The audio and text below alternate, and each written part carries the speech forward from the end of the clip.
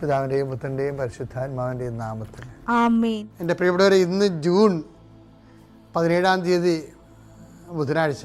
അമ്മേ പരിശുദ്ധ അമ്മേ, അമ്മേ പരിശുദ്ധമേ, ദൈവമാതാവേ, കൃപാസനത്തിലൂടെ ഞങ്ങൾക്കും ഞങ്ങളുടെ ദേശത്തിനും അമ്മ മധ്യസ്ഥം തേടി തന്ന എല്ലാ അനുഗ്രഹങ്ങൾക്കും കൃപകൾക്കും ഞങ്ങളിപ്പോൾ ഹൃദയം നിറഞ്ഞ നന്ദി പറയുന്നു. അമ്മേ പരിശുദ്ധമേ, ദൈവമാതാവേ, 2004 ഡിസംബർ 7 ഉച്ചകഴിഞ്ഞ് 2:30 കൃപാസനത്തിൽ സംഭവിച്ച അമ്മയുടെ പ്രത്യക്ഷപ്പെടലിനെ കുറിച്ച് തിരുസഭയ്ക്ക് സമർപ്പിച്ചിരിക്കുന്ന പഠനരേഖകളുടെ മേൽ സഭാത്മകമായ പഠനം ആരംഭിക്കുവാൻ ഞങ്ങൾ പ്രാർത്ഥിക്കുന്നു. അമ്മേ പരിശുദ്ധമേ, ഭൂസ്വർലോകങ്ങളുടെ രാജ്ഞിയായ അങ്ങേയ്ക്ക് ഭൗമസംരക്ഷണത്തിനായി പ്രപഞ്ചപ്രകൃതിയെ തന്നെ തിരുസഭ പ്രതിഷ്ഠിക്കുവാൻ ഈ പ്രത്യക്ഷീകരണം വഴി ഇടയാക്കണമേ. പരിശുദ്ധമേ, ജപമാല മാതാവേ, സകല കൃപാസനം പ്രാർത്ഥനയോടും ചേർത്ത് ഞങ്ങളിപ്പോൾ പ്രാർത്ഥിക്കുന്ന ഈ കുടുംബത്തിന്റെ പ്രത്യേക നിയോഗം പറ മക്കളെ.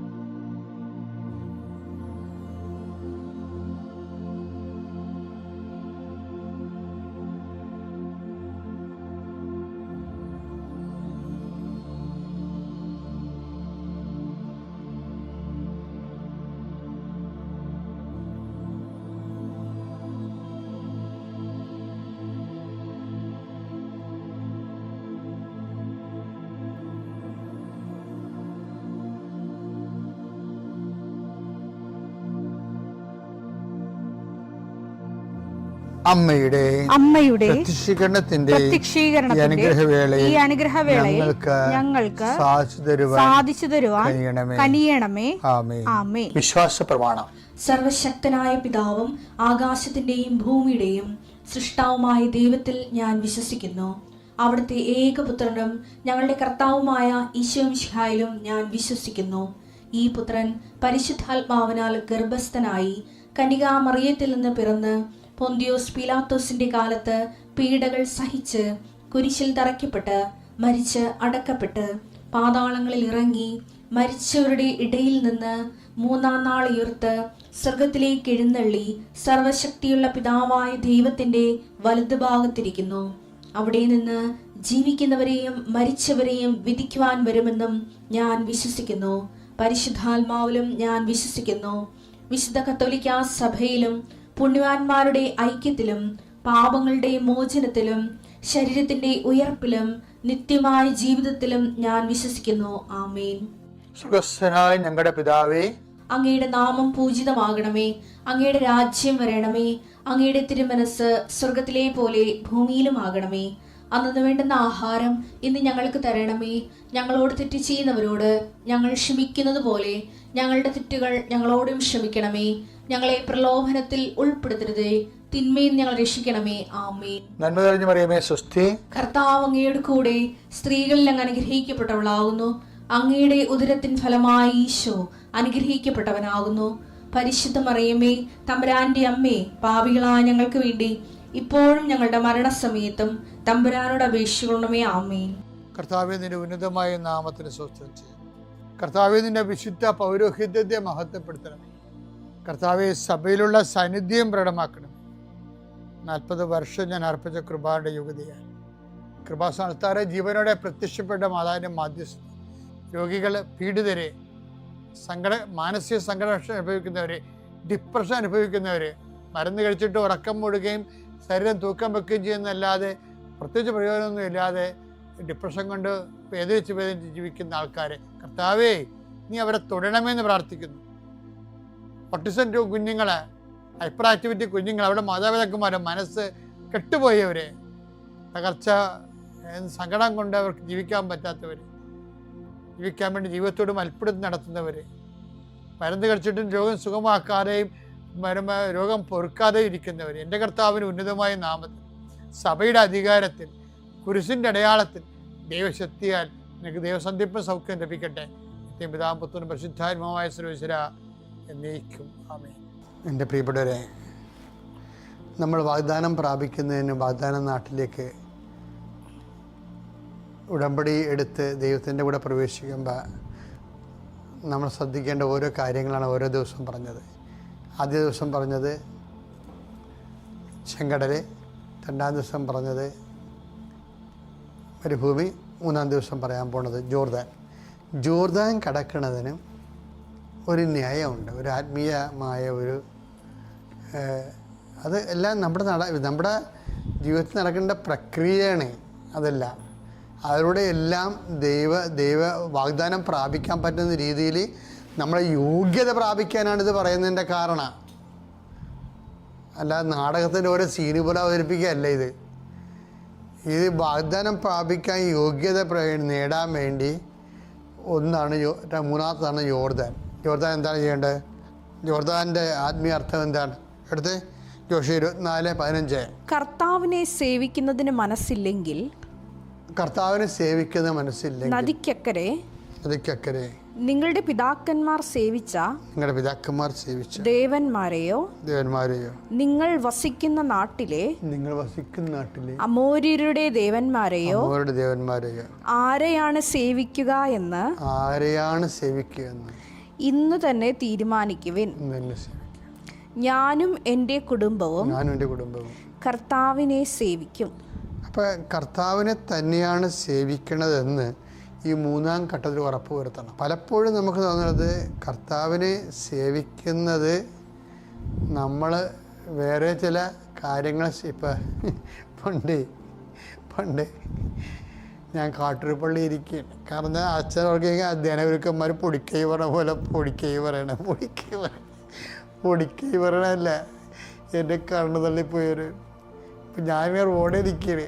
അത് കൊച്ചച്ഛനാണ്, 87. ഇപ്പോൾ ഒരു വല്യമ്മയുടെ മാല പോയി. ഇപ്പോൾ മാല പോയപ്പോൾ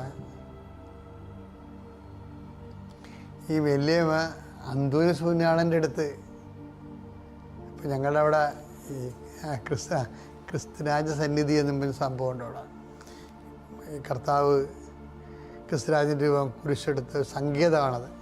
അപ്പം അവിടെ വന്ന് വലിയ പ്രാർത്ഥിച്ചിട്ട് തിരിയുമ്പോഴാണ് എന്നെ കാണുന്നത്.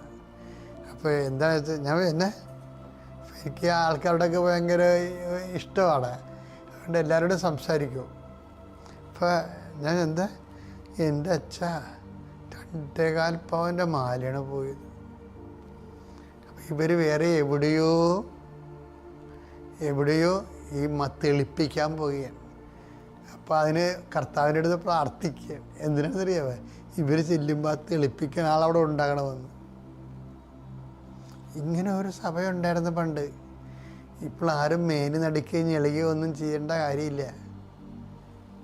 കാര്യം ആഭിചാരം കൊടുകുത്തി മൂത്ത ആഭിചാരം ഏതാണ് വിശ്വാസം ഏതാണ് അറിയാൻ പാടില്ല ഒരു കാലം ഉണ്ടായിരുന്നത്.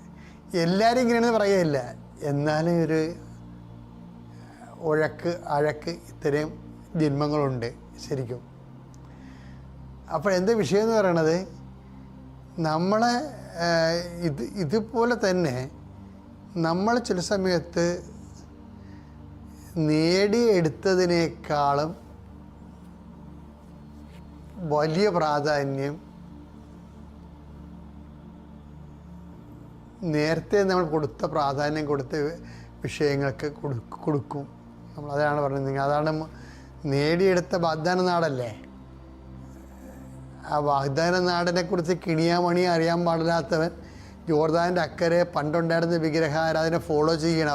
അവൻ പണ്ടത്തെ പോലെ ജോഷുവൊക്കെ വിറഞ്ഞിട്ട് പറഞ്ഞ് ഇത് രണ്ടും കൂടി നടക്കത്തില്ല, നിങ്ങൾ ജോർദാൻ്റെ അക്കരെ നിന്നാൽ മതി, നദിക്ക് അക്കരെയുള്ള ആൾക്കാർ നിങ്ങളുടെ പിതാക്കന്മാർ എന്നാ ചെയ്ത ഒരു പ്രശ്നവുമില്ല. ഇതിനു വേണ്ടിയുള്ള ഈ വാഗ്ദാന നാട് അതിനു വേണ്ടിയുള്ള അല്ലെന്ന് പറഞ്ഞു. അപ്പോൾ ഒരു കട്ടനയുടെ നിലപാടെടുക്കണം. ദൈവത്തിനെ മാമോനെയും ഒരുമിച്ച് സേവിക്കുക സാധ്യമല്ല. അത് ഈശോ വന്നപ്പോഴും ആ കട്ടൻ്റെ നിലപാടുകൾ വരുന്നുണ്ട്. ദൈവത്തെയും സാത്താനെയും ഒരുമിച്ച് സേവിക്കാൻ സാധ്യമല്ല. അപ്പോൾ സാത്താന്യമായിട്ടുള്ള എല്ലാ നിലപാടുകളും എല്ലാ വിഷയങ്ങളും, സമീപനങ്ങൾ, ചെയ്തികൾ, ചെയ്വനകൾ, ചെയ്യുന്ന രീതികൾ എല്ലാം ഉപേക്ഷിക്കണം നമ്മൾ. എന്ന് വെച്ച് കഴിഞ്ഞാൽ ഞാൻ കഴിഞ്ഞ ദിവസങ്ങളിൽ പറഞ്ഞായിരുന്നു. എന്താ പറഞ്ഞതെന്ന് വെച്ചാൽ, അതായത് മകന് 16 കൊല്ലം മുമ്പ് അവനൊരു ലോൺ എടുത്തപ്പോൾ അപ്പനിടയ്ക്ക് എന്ന് വീട് വെക്കാനുള്ള ഇത് എഴുതി മേടിച്ചായിരുന്നു. 10 സെൻറ്റാ മറ്റേ എഴുതി മേടിച്ചായിരുന്നു. ഇപ്പം അപ്പന് ഓർമ്മയൊക്കെ പോയി. അവരത് ഉപയോഗിച്ചുകൊണ്ടിരിക്കുകയാണ്. അപ്പൻ ഇപ്പോൾ ഈ വിൽപ്പത്രമൊക്കെ എഴുതി വെച്ചപ്പോൾ എല്ലാവർക്കും തുല്യമായിട്ട് എഴുതി വെച്ചു. എല്ലാവർക്കും 4 മക്കൾക്കും തുല്യമായിട്ട് എഴുതി വെച്ചു. അതിലാരങ്ങനെ ആരൊന്നും പറഞ്ഞില്ല ചേട്ടാ. പക്ഷേ ഈ അനിയന്മാരൊക്കെ വലിയ അവർക്കൊക്കെ ഒരു നിലപാടൊക്കെ ഉള്ളതുകൊണ്ട് അവരത് കണക്ക് അപ്പൻ ചെയ്തതല്ലേ, അപ്പൻ്റെ സ്വത്ത് ആ രീതി കണ്ട്. പക്ഷെ എന്നാലും ചേട്ടായിക്ക് പറയാമായിരുന്നു എന്താണ്, അപ്പം എനിക്ക് 10 സെൻറ്റ് അപ്പം നേരത്തെ തന്നിട്ടുള്ളതാണ്, ബാക്കി എനിക്ക് തന്നാൽ മതിയെന്ന് ഇയാൾ പറയത്തില്ല. ഉടമ്പടിയിലാണ് 8 പുതുക്കിയാണെന്നൊക്കെ പറഞ്ഞാലും ഈ അണ്ണൻ പറയത്തില്ല. അതെന്താണ്, ഈ പഴയ പഴയ വഞ്ചനയും ചതിയും പറ്റിപ്പും ആ വിഗ്രഹം ഇപ്പോഴും ഇയാളുടെ കയ്യിലുണ്ട്. ഇതും കൊണ്ട് വാഗ്ദാന നാട്ടിൽ പ്രവേശിക്കാൻ പറ്റത്തില്ല, ദൈവാനുഗ്രഹം പ്രവേശിക്കാൻ പറ്റത്തില്ല എന്നാണ് ജോഷുവ പറയണത്.